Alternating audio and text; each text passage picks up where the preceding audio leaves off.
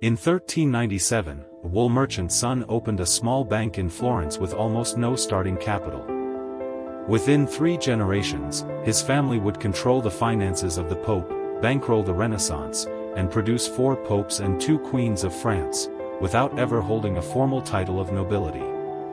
This is the story of how the Medici didn't just get rich. They invented the financial system you live inside right now. And it started with a single idea nobody else had thought to try. Rule number 1, never let a king know exactly how much you're worth. To understand why the Medici mattered, you first need to understand how broken banking was before them. In medieval Europe, moving money was physically dangerous. If you were a merchant in Florence and needed to pay someone in London, your options were limited, and all of them were bad. You could send actual gold coin, which meant hiring guards to protect it from bandits on roads that weren't safe even for armed men. You could rely on informal trust between merchant families, which collapsed the moment one side needed the money back faster than expected. And on top of all of this, the Catholic Church had officially banned usury, charging interest on loans, which meant anyone in the lending business was operating in a moral and legal gray zone. Giovanni di Bicci de' Medici didn't solve this by being smarter with numbers than his competitors. He solved it by identifying that the real problem wasn't lending money, it was risk. His solution was the bill of exchange, a paper instrument that let a merchant deposit money in one city and withdraw the equivalent value in another, without any coin ever crossing a border. It functioned like an early version of a wire transfer, and more importantly, it let the Medici charge a currency exchange fee instead of interest, a technicality that let them profit from lending without technically violating the Church's ban on usury. This single innovation is the actual founding moment of the Medici Bank. Not ambition.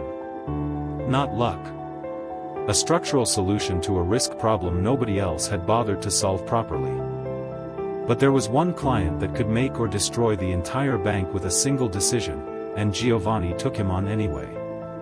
That client was the papacy. Becoming the Pope's official banker was, on paper, the single greatest opportunity in European finance. The Catholic Church was the largest financial institution on the continent, collecting revenue from every corner of Christendom. But it came with a structural danger: popes didn't stay popes forever, and a new pope could simply choose a different banker, taking decades of built relationships and capital with him. The Medici's answer to this risk was structural, not personal. Rather than operating as a single centralized bank, they built something closer to what we'd now call a holding company, semi-independent branches in Rome, Venice, London, and Bruges, each locally managed, each legally separate enough that a crisis in one branch couldn't automatically sink the others. If the Rome branch lost favor with a new pope, the Bruges and London branches kept functioning. This wasn't just smart business. It was one of the earliest practical examples of what modern finance calls risk compartmentalization, isolating exposure so that one failure doesn't become a total collapse. Cosimo de' Medici, Giovanni's son, took this financial machine and turned it into something far more powerful than a bank. He turned it into political leverage. Here's the mechanism, stated plainly: when you are the primary lender to kings, dukes, and the church itself, you don't need a title or an army to have power. You simply need the ability to make, or delay, a loan. Cosimo used Medici capital to fund public works, commission art, and extend strategic credit to rival families and foreign rulers, often on terms that quietly indebted them to Florence for years. Debt, in Cosimo's hands, became a tool for controlling sovereign centuries before anyone used the phrase sovereign debt. This is also, not by coincidence, how so much of the Renaissance itself got built. The great cathedrals, the sculpture, the art commissions, much of it was funded not by pure generosity, but by a family using visible wealth and patronage as another form of political capital. Every dome, every painting, was also a message: this family's money reaches everywhere. But the exact same tool that built their empire was about to become the thing that ended it. The London and Bruges branches, eager to keep the capital moving, extended significant loans to Edward IV of England, a monarch who, unlike the Pope, had no long-term reason to keep the relationship intact. When Edward defaulted, both branches took catastrophic losses they never fully recovered from.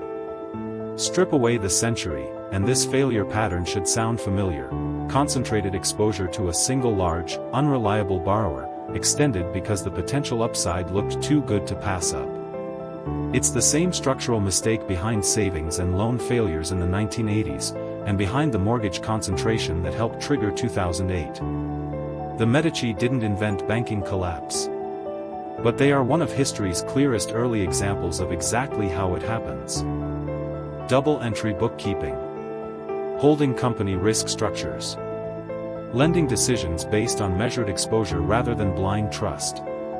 All of it traces back, in practice if not in name, to a Florentine banking family managing the terrifying responsibility of being a pope's creditor. Every time your bank runs a credit check before lending you money, it's running a 600-year-old idea a wool merchant's son had to survive a pope. If you want to see how this same playbook built the Rothschild empire 3 centuries later, and why it almost destroyed them the exact same way, that video is next.